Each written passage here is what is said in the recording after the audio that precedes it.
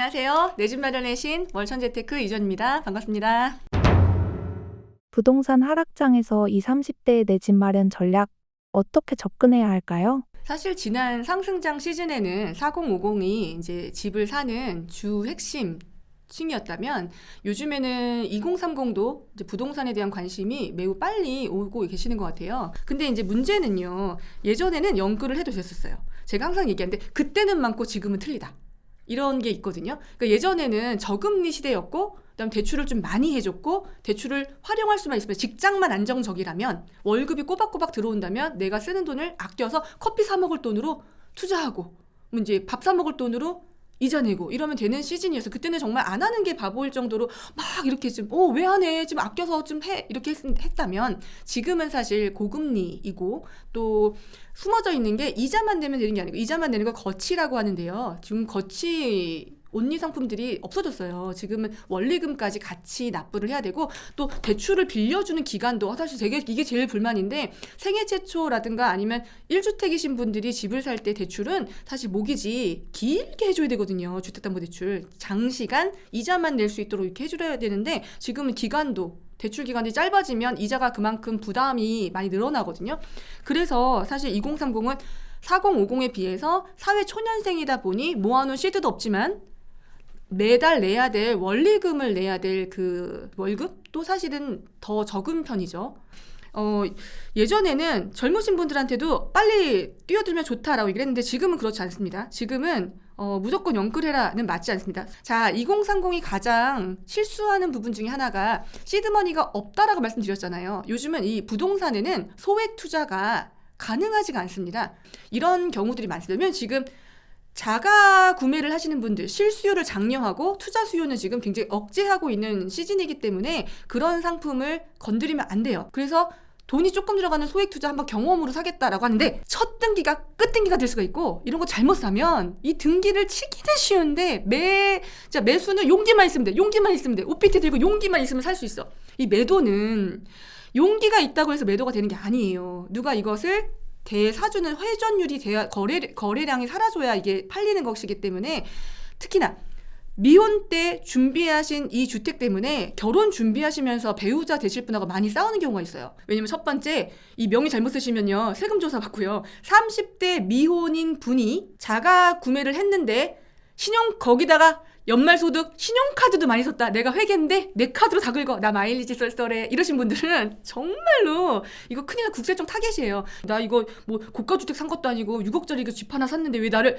이러신 분들도 조사가 나오거든요. 그래서 이런 것도 되게 조심하셔야 되고요. 특히나 소액주택들 결혼하기 전에 미리 장만하신 이런 것들이 나중에 굉장히 발목 잡으면서 독이 될 수가 있어요. 그때는 맞고 지금 틀리다가 있다라는 점. 지금은 소액 투자하기가 녹록하지 않다라는 점을 명심하셔야 되고 또 자금이 적기 때문에 자금 적게 내 시드머니 하고 70% 대출을 받으셔가지고 내 집 마련하시는 경우가 있는데요. 자, 이렇게 하시는 경우에 소득이 받쳐주시면 괜찮지만 소득이 안 받쳐주는데 70% 대출을 계속 끌고 가시면서 무리하게 생활비도 없을 정도로 막 이렇게 하시면 사실 너무 생활이 궁핍할 수가 있어요. 그래서 이런 점들도 지금은 이제 이자가 너무 높기 때문에 젊으신 분들은 사실 저는 부동산 전문가이긴 하지만 젊으신 분들한테는 요즘에 금융 투자를 먼저 해서 주식과 코인을 정말 전문적으로 공부해서 소문 듣고 사지 마시고 내가 소문 들으면 이미 늦어요. 공부를 많이 하셔서 이런 것들 투자 먼저 해서 돈 불리시고 불린 시드로 에셋 파킹을 부동산에 하는 방법을 강추를 드리고 있고 두 번째 젊은 분들만 할 수 있는 투자가 있어요. 마케팅과 SNS와 언어도 잘 되시잖아요. 중국어, 영어 뭐 되게 능통하시잖아요. 젊은 분들은. 이런 분들이 하실 수 있는 부동산 투자가 있어요. 수익형을 먼저 하시는 거예요. 예를 들면 뭐 에어비앤비도 한 개를 하면 수익이 많지 않지만 여러 개를 같이 하시면 거기 다 피드백, 고객과의 피드백 되게 중요하거든요. 이런 것들을 잘 하실 수 있고 또 계속 핸드폰 보시기 때문에 또 마케팅도 잘 하실 수가 있고 사진도 정말 예쁘게 찍으시잖아요. 여러분들은 또 젊으시니까 시간 활용하셔서 또 이렇게 하시는 것도 사람 고용하지 않고 직접 하실 수도 있고 이런 마케팅을 활용한 부동산 투자는 사실 할만하시다. 이런 것들은 사실 경매로 싸게 받으셔도 되고요. 그런 것들을 하시면 젊으니까 할 수 있는 마케팅을 활용한 부동산 투자는 세컨잡이라든가 이런 것들을 한번 활용해 보실 만하다. 제가 정말 강추합니다. 어른들이 들어올 수 없는 카테고리예요. 저희는 그런 감각이 없어요. 젊은 분들은 반드시 맞벌이 10년 하셔야 된다라고 말씀을 드립니다. 초반에는 더 많이 버는 분의 소득은 몽땅 이자로, 덜 버는 분 거로 생활비로 보통 거꾸로 하시는데요. 그다음에 이제 아이가 이제 초등학교 가기 시작하면 그때부터는 거꾸로 이제 더 많이 버시는 분께 생활비, 그다음 덜 버시는 분께 이제 그 이자 이렇게 해서 바꿔서 10년 정도만 하시면 어릴 때 쉬는 것보다 오히려 중학교, 고등학교 갔을 때 엄마가 옆에서 서포트 해주는 게 더 좋을 수도 있거든요. 또 본인도 이제 젊었을 때 일하고 나이가 들었을 때 그때 이제 쉬는 것이 오히려 좋을 수도 있고요. 그래서 저는 젊었을 때 얼마 전에 되게 좋은 거 저 글 봤어요. 어떤 글이 올라왔냐면 이거 엄청 공감하실 거예요. 보세요. 집 사고 나서 후회한 부분이 있으시대요. 좀 더 아낄 걸. 이게 무슨 말이냐면 1억 몇천 차이로 급지가 조금씩 바뀐다는 거예요. 그래서 이쁘다고 샀던 옷이나 화장품, 여행 이런 거에 대해서 좀 아낄 걸. 소득이 많았다면 얼마나 좋았을까 생각이 들지만 한편 드는 생각은 전략할 걸. 이런 생각이 드신다는 거예요. 이게 진짜 그 집 마련하시다 보면 느끼는데 집 살 때 5천만 더 있으면 1억만 더 있으면 살 수 있는 단지랑 동네가 달라져요. 저는 굉장히 초반에 좀 아껴서 뭔가 이제 이렇게 좀 여유가 생길 때까지는 초반에 그 아끼는 시간이 필요하다라고 말씀을 드리는데요. 마켓컬리, 쿠팡, 배민 지우세요. 야놀자, 무신사, 지그재그 지우세요. 이런 것들 아끼셔서 좀 절약하셔서 한동안 저는 5년 정도, 전 조금 더 길게 하긴 했는데요. 5년 정도 잡고 좀 아끼는 시간을 가지신 다음 자산을 불리셔서 특히나 경제적 자유 없습니다. 회사 그만두시면 대출 안 나오죠. 투자한 거 재투자 못 하시고요. 다시 생활비로 쓰셔야 되죠. 그래서 기본적으로 내 직장이라든가 본업 정말 중요하거든요.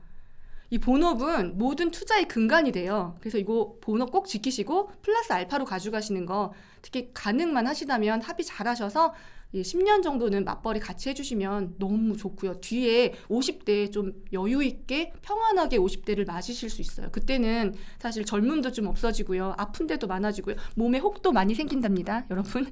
그래서 이럴 때를 대비해서 조금 젊었을 때 한참 워라밸이 너무나 많이 좀 강조됐었잖아요. 그래서 제가 뭐 그렇게까지 살아야 돼? 이런 게 한 2, 3년 전만 해도 나 그렇게까지 못 살겠어. 뭐 찌질해. 이런 얘기 많이 들었었거든요.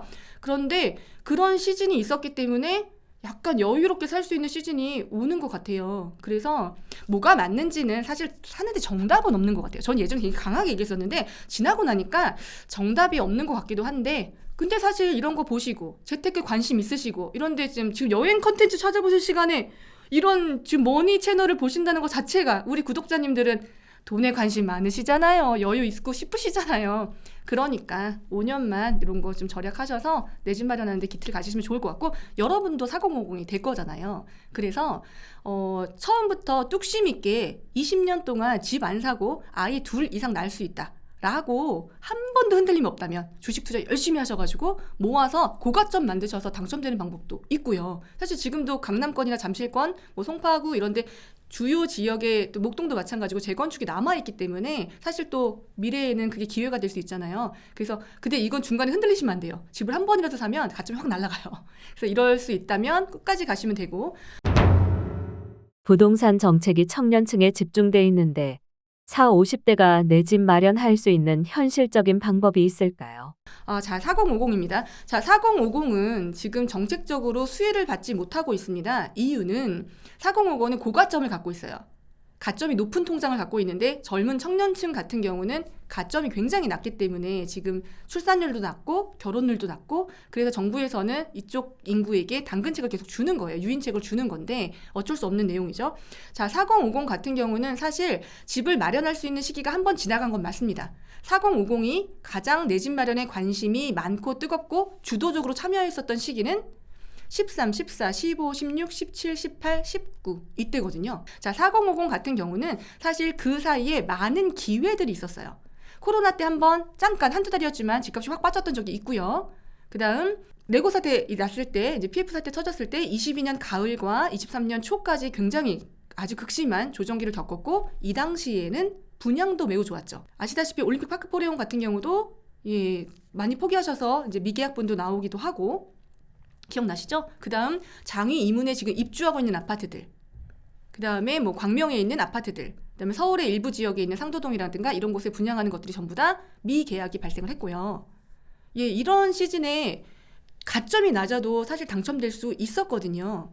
그런데 이럴 때는 심리가 얼어있을 때는 무주택이신 분들은 사실 보시고 계시는 알고리즘부터 바꾸셔야 되는데 계속 보고 있는 것들을 반복해서 추천해주는 패턴을 갖고 있어요. 요즘 핸드폰들은 계속 보시니까. 그래서 똑같은 영상들을 반복해서 보시기 때문에 그걸 믿음으로 갖고 계시거든요. 그때 용기를 못 내신단 말이에요. 기회가 여러 번 오고 있는데 그 여러 번 오는 기회를 잡아서 내 집 마련 구매를 처음으로 하시려면 어쨌든 기본적으로 학습이 되어 있으셔야 된다. 그래야 기회가 왔을 때 놓치지 않고 자녀 세대를 계약을 하시거나 아니면 금매가 나왔을 때 금매를 계약을 하시거나 이러실 수가 있거든요. 그래서 이건 굉장히 중요한 부분이고요. 4050 같은 경우는 대신 정책적으로 혜택을 많이 받진 못하지만 직장 연차도 있고 지금 쌓아온 것도 있으시기 때문에 그래도 시드머니도 전세금부터 시작해서 젊은 분들보단 많으시고 그 다음에 어느 곳이 좋은 입지인지 그런 지식적인 노하우도 사실 뭐 마포, 성동구, 뭐 강남 어디가 좋은지 다 알고 계시잖아요. 이제 연륜이 있을 나이니까.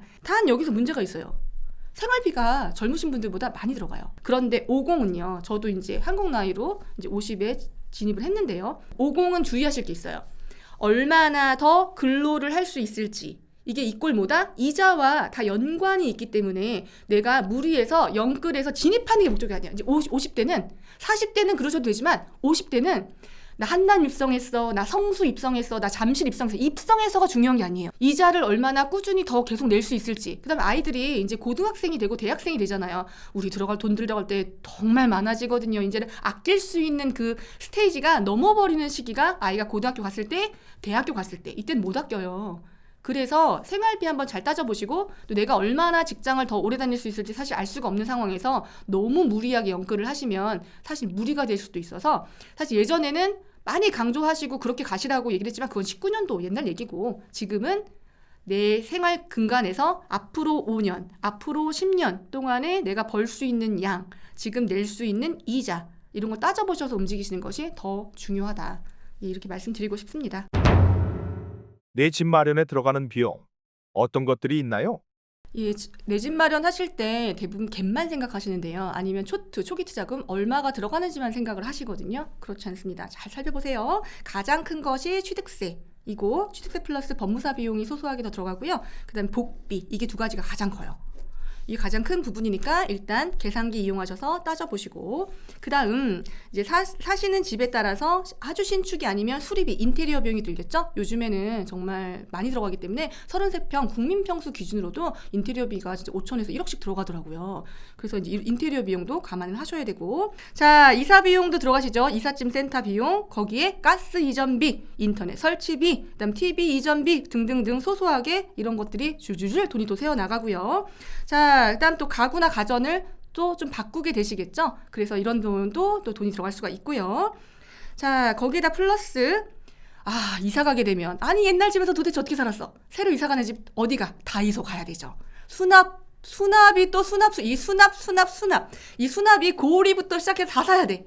예, 이런 것들 다 소소하게 비용이기 때문에 이게 정말 합쳐보면 생각보다 돈이 많이 나가요. 자, 그 다음 또 들어갈 게 이제 대출 이자 비용, 매월 비용으로 생각을 하시잖아요. 자, 매월 생활비에서 대출 이자를 이렇게 떼어놓으시면 굉장히 스트레스 받을 수가 있어요. 나는 성격상 돈 관리를 이렇게 너무 빠듯하게 타이트하게 하면 나 죽어버릴 것 같다. 이런 이제 사람마다 성향이 틀리니까. 그럼 저는 뭐라고 얘기를 하냐면 근데 지금 확실하게 듣고 산다 이런 게 아니라 공부하고 입지 공부, 상품 공부 된 상태니까 사셨을 거 아니에요? 그죠? 맞죠?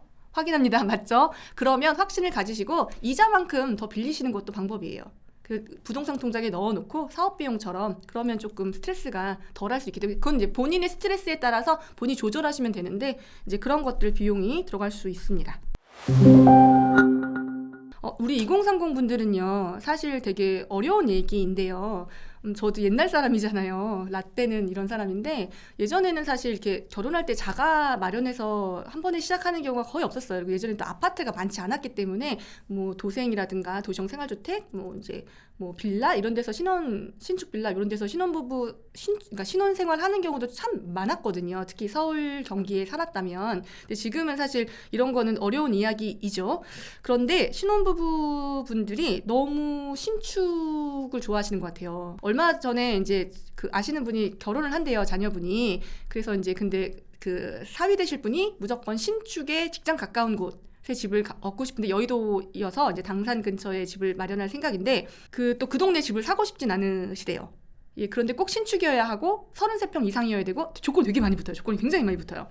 그래서 이제 근데 거기서 뭐냐면 집을 이제 양가에서 보태줘 사는 게 아니라 조금 보태주고 전세 대출을 받는데요. 그러면 기왕 전세 대출을 받을 거면 차라리 집을 사시는 게 어때요? 라고 했거든요. 둘 다 직장이 좋더라고요. 그래서 집을 사는 게 어때요? 했더니 꼭 그 동네의 직주 근접의 새 아파트를 원한다는 거예요. 그런데 요즘 이런 글들 많이 올라오실 텐데 신혼 때부터 새 집에서 신축에서 시작하시면 절대로 지하 주차장 없는 곳에 들어가 사실 수가 없어요.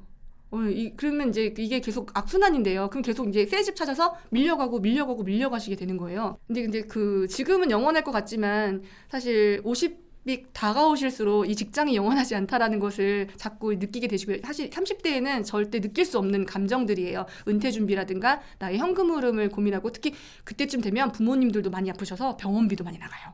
그리고 소소하게 아이한테 들어가는 돈뿐만 아니라 그런 돈들까지 있기 때문에 미래를 조금 생각하시면 30대에는 조금 고생을 좀 미리 하고 뒤에 사실 선택의 문제인데요. 저는 겪어보니까 그래서 젊어 고생하고 뒤에 좀 편안한 게 좋은 것 같아요. 그래서 저는 재테크를 배우고 공부한 거를 되게 감사하거든요. 여러분들도 지금 너무 그런 편안한 거에 취하시기보다는 좀 미래를 위해서 저는 지금 신혼부부 분들 신축 전세 싸다고 입주장 안 들어가셨으면 좋겠어요. 어려운 얘기지만 안 하셨으면 좋겠어요. 사실 투자를 제가 이제 18년 차 정도 되는데요. 투자를 길게 해보니까 예전에 정답이 있는 줄 알았어요. 그런데 정답은 없는 것 같아요. 나한테 맞는 걸 잘 찾고 이게 나의 니즈. 그래서 어쨌든 이런 클립을 보고 영상을 보시는 분들은 나와 여러분이 니즈가 맞다고 생각해요. 우리가 생각하는 아이디어가. 그래서 이렇게 끼리끼리 유유상종이라고 하잖아요. 우리는 이제 아이디어를 통해서 자산을 불려간 자산을 통해서 막 너무 돈 욕심 내자라는 게 아니라 사실 우리가 돈을 벌고 싶은 가장 큰 이유가 미래의 안정감과 미래의 행복, 우리 가족의 행복을 위해서인 거잖아요. 예, 이제 해보니까 그렇더라고요. 그래서 여러분들도 그 과정을 같이 가실 수 있는 그런 길라잡이가 되는 그게 저의 목표이긴 합니다. 예.